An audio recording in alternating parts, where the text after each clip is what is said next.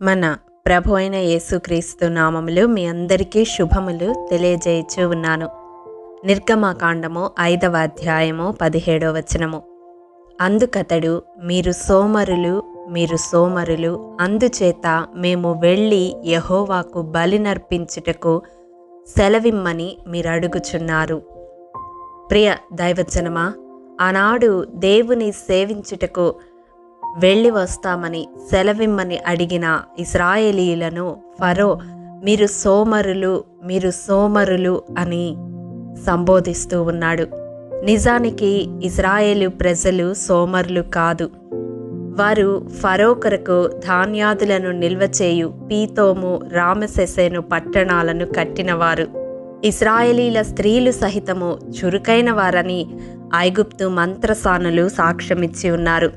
కానీ ఎప్పుడైతే వారు దేవుణ్ణి సేవించాలని వెళ్ళడానికి నిర్ణయించుకున్నారో అప్పుడు వారు సోమరులు అని నిందించబడుతున్నారు, అకారణముగా నిందించబడుతూ ఉన్నారు.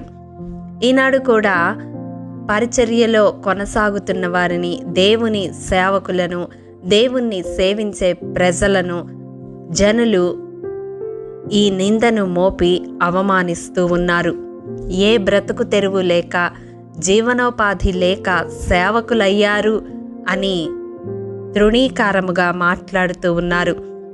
ప్రార్థనలో దేవునితో అధిక సమయము గడుపుతున్న వారిని కుటుంబ సభ్యులు పని పాట వదిలేసి దేవుడు అని సమయమంతా వ్యర్థం చేస్తున్నారని నిందిస్తూ ఉన్నారు.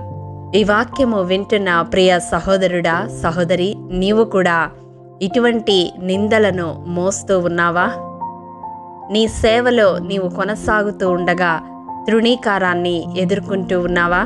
నీ ఇంటి వారు నీవు దేవుణ్ణి సేవిస్తున్నందుకు అకారణముగా నేను నిందిస్తూ ఉన్నారా?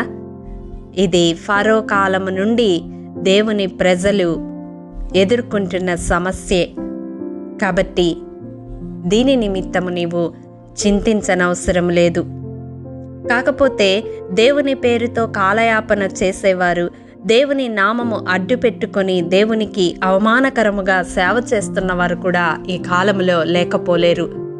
వారి గురించి నేను ప్రస్తావించడం లేదు. కానీ యథార్థముగా ఎవరైతే దేవుణ్ణి సేవిస్తూ, దేవుణ్ణి సేవించడం వలన ఇతరుల చేత నిందింపబడుతూ, అవమానింపబడుతూ ఉన్నారో అట్టి వారిని ఉద్దేశించి మాట్లాడుతూ ఉన్నాను. నీవు దేవుణ్ణి వెంబడిస్తూ ఉన్నందువలన, దేవుణ్ణి ఆరాధించడానికి తీర్మానించుకున్నందువలన, దేవుణ్ణి సేవించడానికి నడుము కట్టుకున్నందువలన నీవెదుర్కొంటున్న నిందలు, అవమానములు అవన్నీ ఎన్నదగినవి కాదు. నీవు చేయవలసినది ఒకే ఒక్క ప్రార్థన. చూడండి, 119వ కీర్తన 22వ వచనము. నేను నీ శాసనములను అనుసరించుచున్నాను, నా మీదకి రాకుండా నిందను, తిరస్కారమును తొలగింపుము.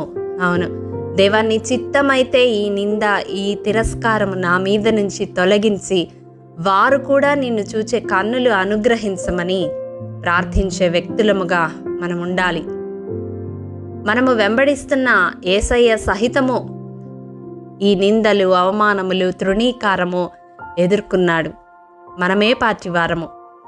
చూడండి, 119వ కీర్తన 23వ వచనం. అధికారులు నాకు విరోధముగా సభ తీర్చి మాటలాడుకుందురు, నీ సేవకుడు నీ కట్టడలను ధ్యానించుచుండును. అవును, నీ చుట్టూ ఉన్నవారు నీకు విరోధముగా ఎన్నో మాటలు మాట్లాడుతూ ఉండవచ్చు. కానీ నీవు చేయవలసిన పని ఆ మాటలను లక్ష్య పెట్టడం కాదు, కానీ దేవుని ధర్మశాస్త్రమును, దేవుని వాక్యమును, దేవుని కట్టడలను దీవారాత్రము ధ్యానించే వ్యక్తిగా ఉండాలి. అప్పుడు వాటన్నిటినీ హృదయంలోనికి తీసుకొనకుండా జయించగలిగే సామర్థ్యాన్ని నీవు పొందుకుంటావు. ఎందరూ ఎన్ని మాటలు అంటూ ఉన్నా, ఎంత తృణీకరిస్తూ ఉన్నా, యేసయ్య తండ్రి తన చేతికి అప్పగించిన కార్యమును ఈ లోకములో సమాప్తి చేసి తండ్రి నామమును మహిమపరచాడు. నీవు నేను కూడా అంతే.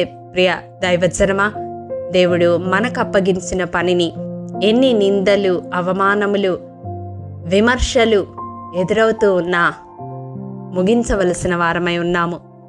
దేవుడు మన కొరకు సిద్ధపరిచిన ఉన్నతమైన బహుమానము పొందుటకు పందెపు రంగములో పరిగెత్తవలసిన వారమై ఉన్నాము.